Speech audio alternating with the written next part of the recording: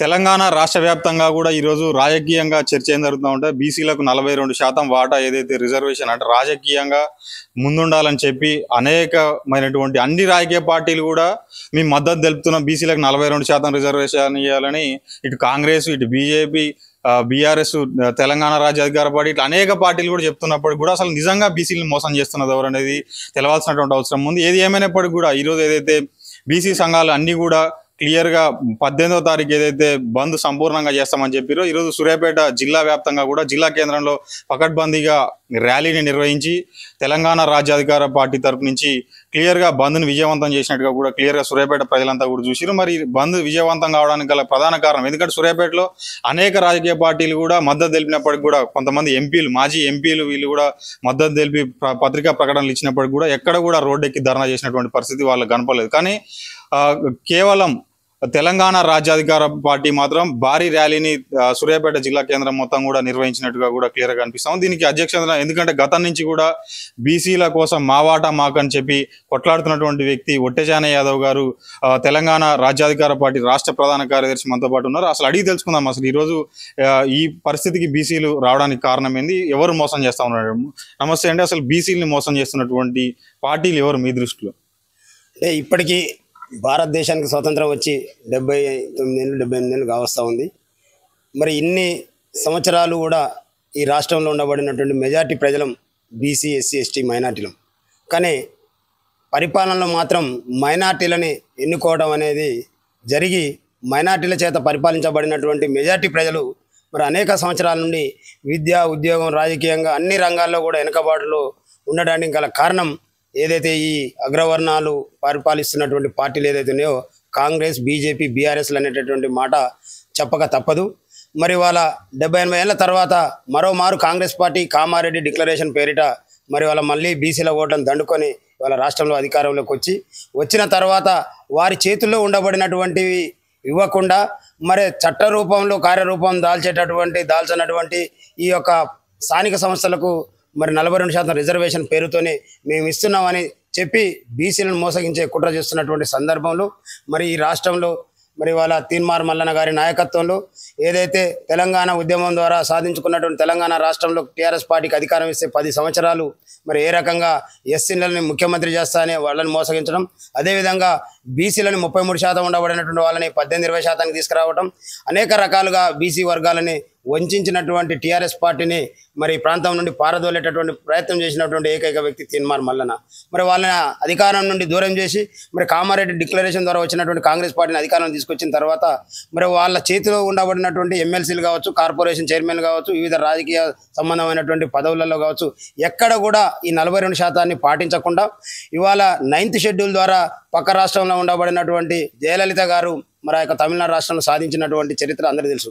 మరి 9th schedule ద్వారా సాధించాల్సినటువంటి 42% రిజర్వేషన్లని వీళ్ళేదో 9వ నెంబర్ జీవో అనే ఆర్డినెన్స్ అని చెప్పి అసెంబ్లీలో మరి మండలిలో వాళ్ళు చేస్తున్నటువంటి బిల్లులు మరి ప్రజల ముందు తీసుకొస్తున్నప్పుడు మరి అందులో ఉండబడినటువంటి ఈ రాష్ట్ర పార్టీ అధ్యక్షులు తీన్మార్ మల్లన్న గారు వాళ్ళందరినీ కూడా ఆ యొక్క మీడియా సాక్షిగా, అసెంబ్లీ శాసన మండలి సాక్షిగా అధ్యక్ష ఈ 9వ నెంబర్ జీవో ద్వారా కానీ ఏదైతే ఉందో ఆర్డినెన్స్ ద్వారా మా జాతులకు 42% రిజర్వేషన్ వస్తుందని మీ గుండెల మీద చేతులు వేసుకొని చెప్పమని ప్రశ్నించినటువంటి గొప్ప నాయకుడు తీన్మార్ మల్లన్న.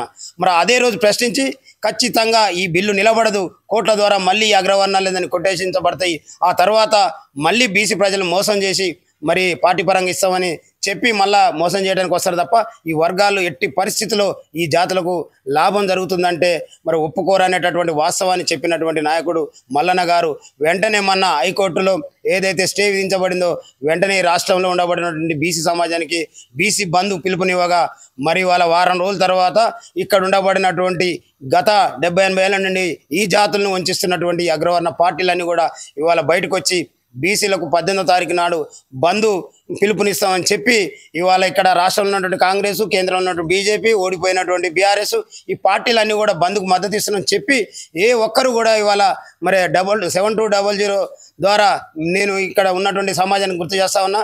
మరి మా మిత్రుడు శ్రీకాంత్ రెడ్డి గారు కూడా ఇవాళ ఇంటర్వ్యూ చేస్తూ ఉండు ఏ ఒక్క నాయకుడు కూడా సూర్యాపేటలో వచ్చి మరి ఈ యొక్క బంద్లో పాల్గొనకపోవడానికి గల కారణాలేంది అంటే పేపర్లలో, టీవీలలో రావడానికి మాత్రం తెల్లారగట్లో వచ్చి 2 ఫోటోలు దిగిపోయి మరి ఎవరి ఆఫీసులలో వాళ్ళు ఉండి వీళ్ళు చేస్తున్నటువంటి ద్వంద్వ నీతినే ఇవాళ ఎండగట్టడానికి తెలంగాణ రాజ్యాధికార పార్టీ ఈ పార్టీలన్నీ కుట్రతో చేస్తున్నటువంటి బంద్లో మరి మేము కూడా పాల్గొని మా జాతులకు వీళ్ళు మేము బంద్కు మద్దతు ఇస్తున్నామని చెప్పుకుంటూ మరి ఏ రకంగా మోసం చేస్తున్నారో తెలియజేయడానికి తెలంగాణ రాజ్యాధికార పార్టీ ఇవాళ పెద్ద ఎత్తున సూర్యాపేటలో మరి మా మిత్రులందరూ చూసారు, మీడియా మిత్రులందరూ చూసారు, స్వచ్ఛందంగా మేము బయటికి వెళ్ళగానే అక్కడ ఉన్నటువంటి ప్రజలందరూ కూడా నాతో పాటు జతగట్టి మరి షాపులు బంద్ చేయడమే కాకుండా సూర్యాపేట మొత్తం ర్యాలీలో పెద్ద ఎత్తున మరి ర్యాలీలో పాల్గొన్నందుకు ఈ ప్రజలందరూ కూడా ధన్యవాదాలు తెలియజేస్తూ ఇక పైన వీళ్ళ ఆటలు చెల్లవు, మరి వీళ్ళ ఆటలని అరికట్టడానికే తెలంగాణ రాజ్యాధికార పార్టీ ఈ రాష్ట్రంలో ఉండబడినటువంటి ప్రజలందరికీ ఎవరి వాటా వాళ్ళకు పంచి ఇవ్వడానికి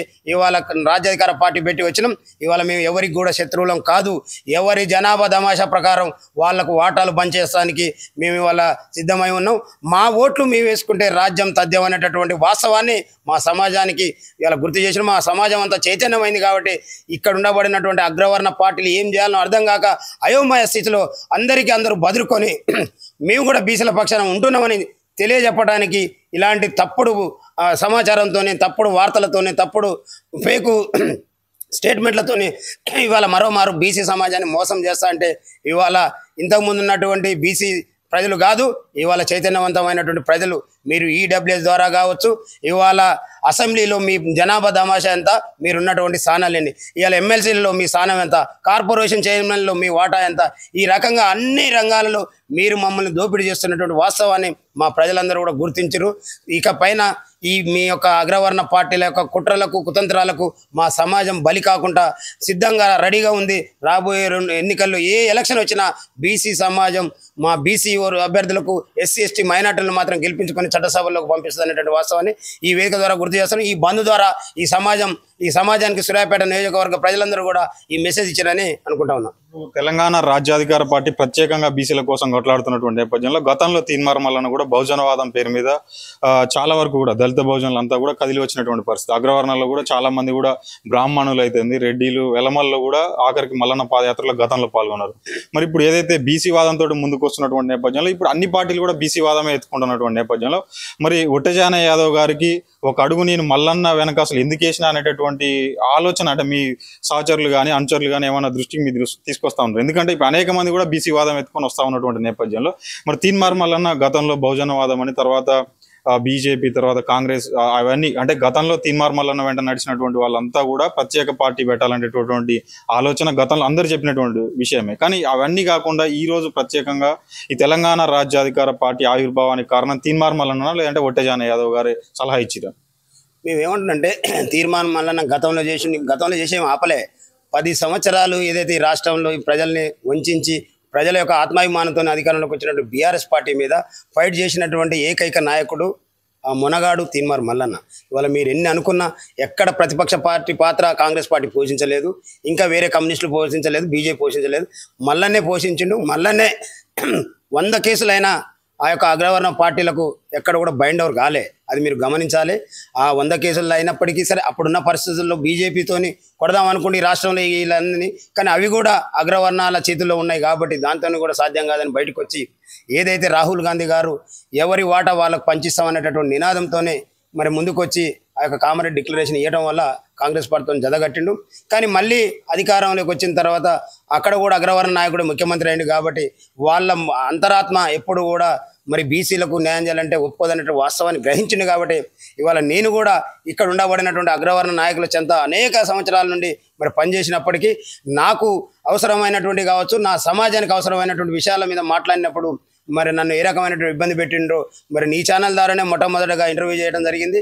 నీ ఛానల్ ద్వారా ఇంటర్వ్యూ చేసిన దాన్ని విన్న తర్వాత నాకు ఎన్ని రకాల మరి ఇబ్బందులు, ఎన్ని రకాల చిత్రహింసలకు గురి చేసిరో కూడా మీరు చూసిన. అంటే ఇవన్నీ కూడా మా వాటా అడగడంతో మా మీద జరుగుతున్నటువంటి కుట్రలు. కాబట్టి ఇవాళ మల్లన్న మీద కూడా ఈ కుట్రలు, ఈ దుష్ప్రచారాలన్నీ కూడా ఈ అగ్రవర్ణాలు చేస్తున్నటువంటి తప్ప వేరే లేదు.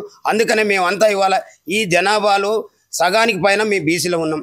మా సోదరులు ఎస్సీ ఎస్టీ మైనార్టీలు కలుపుకుంటే 92-93% ఉంటాం. వీళ్ళు తిప్పి కొడితే 6-7% ఉంటారు. అవి కూడా ఇందులో 3 పార్టీలే ఇవాళ అధికారాన్ని అందుకున్నాయి, కమ్మ, ఎలమ, రెడ్లు. మిగతా ఆర్యవైశ్యులు కావచ్చు, బ్రాహ్మణులు కావచ్చు, ఇంకా అనేక మంది మాతో ర్యాలీ అవుతా ఉన్నారు. మేమేమంటున్నాం అంటే ఉన్నదంతా మేము మీ లెక్క గుంజుకుంటామని చెప్పట్లేదు. మా వాటా మేము తీసుకొని మీ వాటా మీకు ఇస్తాం. ఇక్కడ ఎవరి వాటా వాళ్లకు చెందాలి. ఇక్కడ ఎంబీసీలకు చెందాలి, బీసీలకు చెందాలి, ఎస్టీలకు మైనార్టీలకు చెందాలి, అగ్రవర్ణాలది కూడా అగ్రవర్ణాలకే చెందాలి. కానీ అందులో ఉండబడినటువంటి పేదల సొమ్ము కూడా ఇవాళ అధికారంలో ఉన్నటువంటి అగ్రవర్ణాలు దోపిడీ చేస్తున్న పరిస్థితులు అగ్రవర్ణాలు కూడా మా ఇంట ర్యాలీ అవుతా ఉన్నారు. ఇందులో ఎలాంటి వేరే విషయాలు లేవు. తీన్మార్ మల్లన్న ఆధ్వర్యంలోనే తీన్మార్ మల్లన్న అనేక సంవత్సరాల నుండి ఈ బీసీలకు జరుగుతున్నటువంటి అనేక అన్యాయాల మీద గలమెత్తి ఇవాళ అరటి పండు ఒలిసిపెట్టిన చందంగా మా సమాజానికి అందించింది. కాబట్టి ఇవాళ మా సమాజం అంతా దాన్ని అందుకొని ఇవాళ బయటకు వచ్చి ఈ యొక్క ఉద్యమంలో భాగస్వాములు అవుతా ఉన్నారు. ఇది తీన్మార్ మల్లన్న గారు ఏర్పాటు చేసినటువంటి పార్టీ. ఇక్కడ ఉండబడినటువంటి మెజారిటీ ప్రజల అభిప్రాయం మేరకే ఈ రాష్ట్రంలో రాజ్యాధికార పార్టీ వచ్చింది. దాన్ని అధికారంలో తీసుకొచ్చేంత వరకు ఇక్కడ ఉన్నటువంటి ప్రజలందరూ కూడా నిద్రపోరనేటటువంటి వాస్తవాన్ని ఇప్పుడు జరుగుతున్న ఉద్యమాల ద్వారా మీరందరూ కూడా గుర్తించాలనే విషయాన్ని గుర్తు చేస్తాను. బీసీలకు ప్రధాన శత్రువు ఇప్పుడు ఏ పార్టీ అని మీరు భావిస్తున్నారు? ప్రధానంగా ఇప్పుడు కాంగ్రెస్ ఒక పక్కన పార్టీల పరంగా ఇప్పుడు రాజ్యాధికార పార్టీ, ఇప్పుడు కాంగ్రెస్ పార్టీ కూడా ప్రత్యేకంగా ఏం చెప్తామంటే మేము బీసీలకు మా పార్టీ పరంగా నేను ఇస్తామని కూడా కొంతమంది నాయకులు చెప్తాను. తెలంగాణ రాజ్యాధికార పార్టీ ఒట్టజాన యాదవ్ గారు స్పష్టంగా బీసీలకు కానీ తెలంగాణ సమాజానికి అసలు బీసీల వాటా రాజ్యాధికార పార్టీలు తెలంగాణ రాజ్యాధికార పార్టీలో ఎంత, మిగతా పార్టీలో ఎంత ఉండాలని డిమాండ్ చేస్తాం. మేము ఏమంటున్నాం అంటే ఈ రాష్ట్రంలో ఉండబడినటువంటి మెజారిటీ ప్రజలందరూ కూడా విజ్ఞప్తి చేస్తా ఉన్నాం 7200 ద్వారా ఇప్పటి వరకు మనల్ని పాలించినటువంటి పార్టీలన్నీ కూడా ఈ రోజు నుండి కాదు, సెప్టెంబర్ 17వ తారీఖు నుండే మేము నిర్ణయించడం జరిగింది. ఈ అగ్రవర్ణ పార్టీలు Congress party, BJP party, BRS పార్టీలు అన్నీ కూడా ఇక్కడ ఉండబడినటువంటి ఎస్సీ, ఎస్టీ, బీసీ మైనార్టీలకు శత్రువులే. వాళ్ళనే బేరగీసి మనం రాజకీయాలు చేయాల్సినటువంటి అవసరం ఆసనమైంది. ఈ 70-80 ఏళ్ళ నుంచి ఒక ఆయన ఇస్తా అంటాడు, ఒక ఆయన కూలగొడతాడు, ఒక ఆయన చేస్తా అంటాడు, ఒక ఆయన అడ్డం పడతాడు. అంటే ఇవన్నీ మాకు అర్థం కావట్లేదు అనుకుంటూ ఇవాళ మీరు కూడా గుర్తు చేయాలి. తెలంగాణ రాష్ట్రంలో కాంగ్రెస్ పార్టీ అధికారంలో ఉంది. ఇవాళ వాళ్ళు మాకు మద్దతు చేస్తూ ఉన్నారు. బీజేపీ మద్దతు చేస్తూ ఉంది. రామచంద్రరావు గారు స్వాగతం పలుకుతా అన్నాడు. బీఆర్ఎస్ మరి ఇంకెక్కడుందా, మరి ఎక్కడ ఆగిపోయింది, మరి ఇప్పుడు ఎవరి మీద మేము ఫైట్ చేయాలి అంటే మేము ఇంకా ఇది అర్థం చేసుకోలేనటువంటి భ్రమలు ఉన్నామని ఈ పార్టీలు అనుకుంటా ఉన్నాయి. ఇవి పసిగట్టిరు మా సమాజం అంతా. ఖచ్చితంగా ఈ పార్టీలను బొందబెట్టడమే లక్ష్యం. మాకిల్లా ఏ పార్టీ కూడా లేదు. వాళ్ళు నిజంగా చెప్తా ఉన్నాం, ఇవాళ ముఖ్యమంత్రి గారికి చిత్తశుద్ధి ఉంటే ఇంకా ఎమ్మెల్సీలలో ఏమను, ఇంకా కార్పొరేషన్ చైర్మన్లు ఏమను, ఇంకా కనీసం హైకోర్టులో అడిషనల్ అడ్వకేట్ జనరల్ వాళ్ళని కూడా అయితే కూడా ఇవ్వకుండా ఇవాళ ఎన్ని ముచ్చట్లు చెప్పుకుంటా రానటువంటి స్థానిక సంస్థలు మేము ఇస్తాం అని వాళ్ళు నమ్ముతారా? అందుకనే బ్రదర్ మాకు ఇక్కడ ఏ ఒక్క పార్టీ కూడా మాకు మిత్రులు కాదు. ఈ పార్టీలన్నీ కూడా మమ్మల్ని వంచి 70-80 ఏళ్ళ నుంచి మా వాటా గుంజుకొని పందికొక్కల మాదిరిగా మెక్కి ఇవాళ అధికారాన్ని అనుభవించి అధికార మదంతో డబ్బు మదంతో మమ్మల్ని అణచివేయాలనేటువంటి కుట్రలు చేస్తున్నటువంటి పార్టీలు చేస్తున్నటువంటి ఈ చిల్లర చేష్టలన్నిటి కూడా మా సమాజం నిశ్చితంగా పరిశీలిస్తుంది. అందుకని తీన్మార్ మల్లన్న గారి నాయకత్వంలో సెప్టెంబర్ 17 అంటే చక్కగా 2 నెలలు కాలేదు బైసాబ్. ఈ రాష్ట్రం అంతా మేము ఏదైతే హైకోర్టులో స్టే ఇచ్చిందని పిలుపునిస్తే ప్రతి జిల్లా హెడ్ క్వార్టర్లో, ప్రతి మండల హెడ్ క్వార్టర్లో మరి బంద్ని విజయవంతం చేసిర్రు అంటే మా ప్రజలు ఎంత అలర్ట్ గుర్రో, ఎంత చైతన్యవంతమైనో మీరు అర్థం చేసుకోవాలి. ఇవాళ మీరు చూస్తాం నల్లగొండ జిల్లా వ్యాప్తంగా, ఇవాళ నేను నల్లగొండ జిల్లా ఇన్ఛార్జిగా ఉండి నల్లగొండ జిల్లా వ్యాప్తంగా కూడా అన్ని నియోజకవర్గాల్లో పెద్ద ఎత్తున బంద్లో పార్టిసిపేట్ చేసి ఇవాళ వాళ్ళ పేరుకు బంద్నిచ్చి ఎక్కడ కూడా మరి పార్టిసిపేట్ చేసి బంద్లో పాల్గొన్నటువంటి చరిత్ర లేదు. పొద్దుగాలు వచ్చి మాత్రం ఆర్టీసీ బస్టాండ్ ముందల, హైటెక్ బస్టాండ్ ముందల హైవేల మీదకి వచ్చి ఫోటో దిగి వాట్సాప్లలో షేర్ చేసుకుని వెళ్ళిపోయారు. మీ మీడియా సాక్షిగా చెప్తా ఉన్నా, ఒక్కరన్నా ఇవాళ ఈ ప్రాంతంలో ఉండబడినటువంటి మరి ఆ టీఆర్ఎస్ పార్టీ ప్రకటించింది కదా, మరి బీఆర్ఎస్ పార్టీకి సంబంధించినటువంటి ఎమ్మెల్యే ఎటువంటి అలా ఏడ నిద్రపోతుండు, ఎవరి ఓట్లతో ఇలా ఆయన అధికారంలోకి వచ్చిండు, 3 సార్లు ఎట్లా విజయవంతంగా ఆయన ఎన్నికల్లో ఎమ్మెల్యేగా గెలిచిండు. అందుకని ఇక్కడ ఉన్నటువంటి సమాజమా ఒక్కసారి ఆలోచన చేయండి. ఇక్కడున్న బీఆర్ఎస్ పార్టీ ఎమ్మెల్యే చేయడు, ఓడిపోయిన ఆయన చేయడు, ఇంకొక ఆయన నేనున్న ఆయన చేయడు, ఇవాళ ఇంకొక ఆడున్నాయి. ఏ ఒక్కరు కూడా వచ్చి బీసీల కోసం ఎందుకు ఇవాళ చౌరస్తాలో కూర్చొని బంద్లో పార్టిసిపేట్ చేయలేదని అడుగుతా ఉన్నాం. ప్రజల్ని ప్రశ్నిస్తూ ఉన్నాం. మరి వాళ్ళని నిలదీయాల్సిన అవసరం ఉందా లేదా? పేరుకు పెగ్గెలకు మాత్రమే వీళ్ళు ప్రకటనలు చేసి వాళ్ళ బంధులో పాల్గొనకుండా బంధు విజయవంతం కాలేదు అంటే బీసీలకు ఎవరు కూడా రిజర్వేషన్ కావాలని కోరుకుంటలేరని మళ్ళీ ఒక మాట చెప్పి మేము పార్టీ పరంగా ఇస్తాంలే అని చెప్పి మళ్ళీ బీసీలను మోసం చేయాలని చేస్తున్నటువంటి కుట్రలే. కాబట్టి వీళ్ళ కుట్రలను పసిగట్టినాం. వీళ్ళని పాతాళోకం తొక్కటమే తెలంగాణ రాజ్యాధికార పార్టీ నిర్ణయం అనేటటువంటి వాస్తవాన్ని కూడా ఈ మీడియా ద్వారా మీకు ముందుకు గుర్తు చేస్తా ఉన్నాం. గత ఎన్నికల సమయంలో కూడా మీ పైన కూడా అనేక ప్రచారాలు ఏం జరిగినాయంటే జగదీష్ రెడ్డి మీ అనుకున్నాడని చెప్పి కొంతవరకు చర్చ కూడా తీసుకొచ్చినటువంటి పరిస్థితి గత ఎన్నికల సమయంలో జరిగినటువంటి పరిస్థితి. ఆ తర్వాత జరిగినటువంటి సంఘటనలు మీ కుటుంబ సభ్యుల్ని, మీ అక్క వాళ్ళ కొడుకుల్ని కానీ ఇంకో కొంతమందిని అందరినీ కూడా భౌతికంగా దాడులు కూడా చేసినటువంటి పరిస్థితి. అంటే అంత జరిగే వరకు కూడా నమ్మేటటువంటి పరిస్థితి లేదు. నిజంగా అంటే ఇప్పుడు దాదాపుగా ఒట్టజాన యాదవ్ గారికి కాంగ్రెస్ పార్టీలో మెయిన్ లీడర్లు కూడా సహకారం, అంటే ఒక మన జానయ్య అంటే మనోడే అనేటటువంటి పరిస్థితి చాలా మంది లీడర్లలో కూడా ఉన్నది. అసలు మీకు ప్రధాన శత్రువులు నిజంగా ఈ పార్టీలలో ఉన్నారా లేదా? అంటే వ్యక్తిగతంగా మీకు అందరూ మంచిగా, అంటే జగదీష్ రెడ్డి మీ అనుకున్నాడా, లేదంటే రామరెడ్డి దామోదర్ రెడ్డి గారు అనుచరులు కొంతమంది ఎవరైతే వాళ్ళు కూడా మావోడే జానయ్య అనేటటువంటి పరిస్థితిలో నేను కూడా క్లియర్గా చూసిన స్వయంగా. ఈ నేపథ్యంలో అసలు మీకు మిత్రులా శత్రువులా, అసలు ఎందులో ఉన్నారు మీ మిత్రులు కానీ శత్రువులు? నేను ఏమంటున్నానంటే బైసాబ్, నేను మొదటి రోజు ఇంటర్వ్యూ కానీ మొదలు పెడితే అనేక ఇంటర్వ్యూలు నేను చూసిన. నా మీద ఎన్ని కుట్రలు చేయాలో అన్ని కుట్రలు చేశారు. అన్ని కుట్రలు మీ మీడియా ద్వారా సమాజం చూపించారు. నేను 60 రోజులు అజ్ఞాతంలో ఉండటానికి గల కారణాలు, వచ్చిన తర్వాత నా దమ్ము ధైర్యం నా నిజాయితీ మరి మీరు చూస్తూ ఉన్నారు. మరి నా మీద అనేక రకాల ఆరోపణలు చేయించినటువంటి వాళ్ళు, మీదో ఇంటర్వ్యూ చేసినటువంటి వాళ్ళు ఎక్కడ పోయారు? దీని వెనుక కారకుడు, నా మీద 100 కేసులు పెట్టడానికి కారకుడు ఎవరు అంటే ఏ ఉద్దేశంతో అంటే ఇక్కడ బీసీ సమాజాన్ని మేలుకొల్పేటటువంటి దమ్ము మాలో ఉందనేటటువంటి వాస్తవాన్ని గ్రహించరు. కాబట్టి ఇక్కడ ఉన్నటువంటి ఏ అగ్రవర్ణ పార్టీ నాయకుడు నాకు మద్దతు చేయలే. అవసరం వస్తే అందరూ తలా ఒక చేయి కలుపుకొని నన్ను మళ్ళీ ఈ నియోజకవర్గానికి రాకుండా చేయడానికి కుట్రలు చేశారు. దానికి నువ్వే ప్రత్యక్ష సాక్షి. అందుకని అంటే దానికి మీరే ప్రత్యక్ష సాక్షి అంటున్నా. అంటే వాళ్ళందరూ కూడా కుట్రలు చేసినటువంటి వాళ్ళే. ఎందుకు అంటే అధికారం అనేది అటు నుంచి ఇటు, ఇటు నుంచి అటు, అక్కడక్కడే మారాలి తప్ప ఆ తర్వాత వర్గాల చేతిలోకి రావద్దు అనేటటువంటి ఉద్దేశం. దాన్ని ఇక్కడ ఉన్నట్టు మా సమాజం గమనించింది. ఆ రోజు కేసులతోని కుట్రలతోని నా మీద నింద ఆరోపణలు చేసి ఏమైంది? ఆ పార్టీ ఈ రాష్ట్రంలో అధోగతి పాలైంది. నా వల్లనే అయిందని చెప్తా ఉన్నా. నేను గర్వంగా చెప్పుకుంటా ఉన్నా. నా మీద పెట్టేటువంటి కేసులతోని ఈ రాష్ట్రం అంతా అలర్ట్ అయింది. మా బీసీ సమాజం మేల్కొని మొత్తం యావరేజ్లా వాళ్ళు పోయింది 1.48% ఓడిపోయారు. అంటే అందులో నా వాటా మినిమం 2-3% ఉంటుంది. మా జాతులు, మా వర్గాలు, నన్ను ప్రేమించిన వాళ్ళు, ఆ ధర్నా చేసిన వాళ్ళు, రాష్ట్రరోగ చేసిన వాళ్ళు అంతమంది.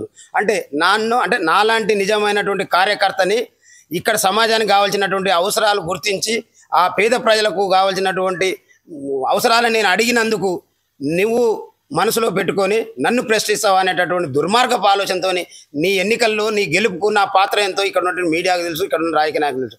అవన్నీ మర్చిపోయి నన్ను తొక్కి పాతాలోకం పంపేయాలనుకున్న నువ్వు నీ పార్టీని పాతాలోకం పంపించుకున్నావు.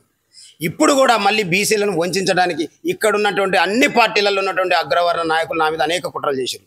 అయినా నా వెనక నా వెనక ఎందుకుంటారా? నా వెనక మెజార్టీ ప్రజలు, 92-93% ఉన్నటువంటి ప్రజల గొంతుకగా నేను ఇవాళ ఇక్కడ ఈ రాష్ట్రంలో మరి ముందుకు పోతా ఉన్న తీన్మార్ మల్లన్న గారి నాయకత్వంలో మాకు వాళ్ళు నా వెనక ఉండాల్సిన అవసరం కానీ, నా ముందు కనపడాల్సినటువంటి అవసరం కానీ ఇప్పుడు మా సమాజానికి లేదు.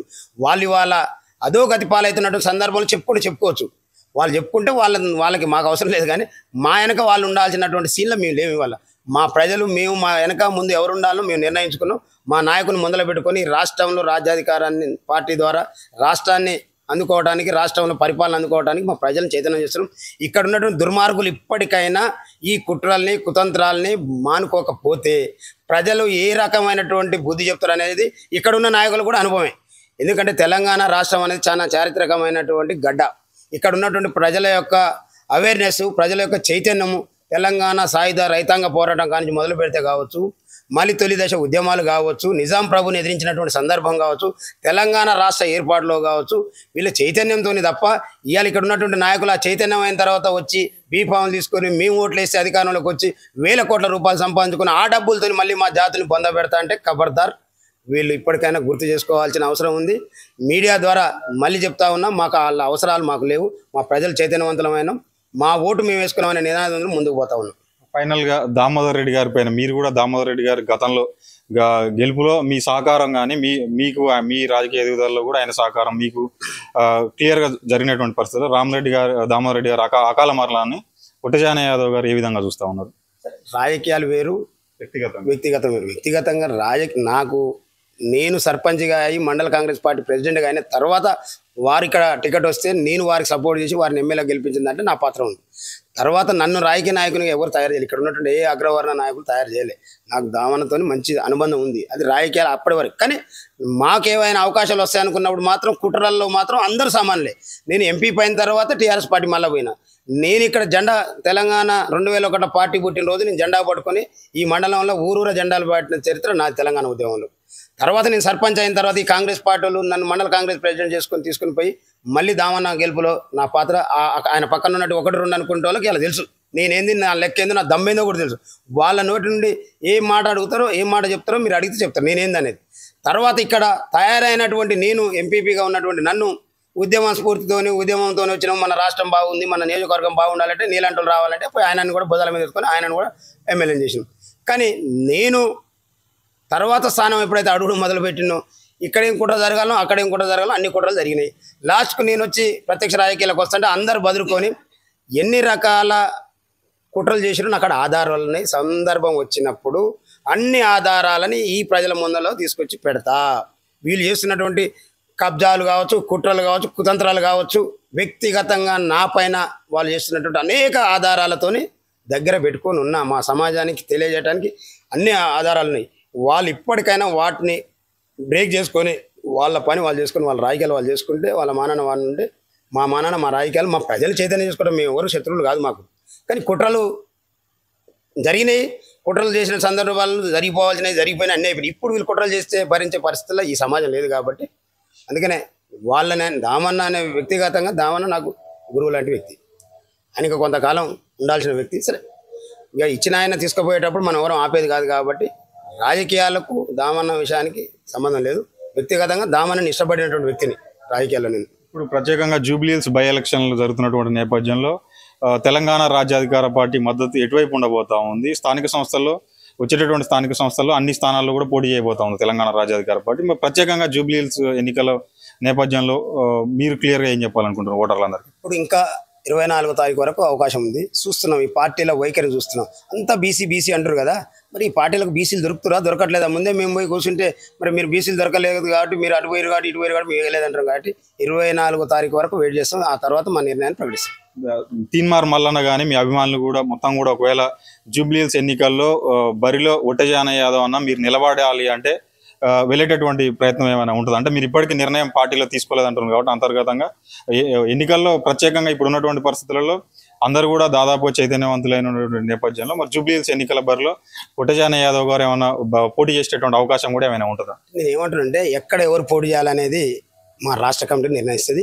ఆ రాష్ట్ర కమిటీ నిర్ణయం మేరకు మా పనులు జరుగుతూ ఉంటాయి. ఇది మొత్తానికైతే బీసీల కోసం రిజర్వేషన్ల కోసం ఏదైతే బంద్ క్లియర్గా పాటించారో అది విజయవంతం చేసినటువంటి ఒట్టజాన యాదవ్ గారు స్వయంగా చెప్తా ఉన్నారు. మాకు ఎటువంటి రాజకీయంగా ఎటువంటి శత్రువు కానీ మిత్రువు కానీ కాదు, మాకు కావాల్సింది బీసీ ప్రజలకు కానీ బడుగు బలహీన వర్గాలకు రావాల్సినటువంటి వాటా సాధించే వరకు కూడా మా పోరాటం ఆగదని చెప్తా ఉన్నాడు. తీన్మార్ మల్లన్న అడుగుజాడల్లోనే సలహాలతోటి అడుగుజాడలతోటి మొత్తానికి ఉమ్మడి నల్గొండ జిల్లా వ్యాప్తంగానే కాకుండా రాష్ట్ర వ్యాప్తంగా కూడా బహుజనులందరినీ కూడా చైతన్యపరిచి తెలంగాణ రాజ్యాధికార పార్టీని అధికార దిశగా తీసుకుపోయే వరకు కూడా గతంలో అనేక మంది నాయకులు నిలబెట్టాం. ఇప్పుడు మేము నిలబడతామని కూడా కలబడతామని కూడా క్లియర్గా ఒట్టజాన యాదవ్ గారు చెప్తా ఉన్నారు. మరి చూడాలి ఏ విధంగా ఉంటుంది అనేటటువంటి పరిస్థితి.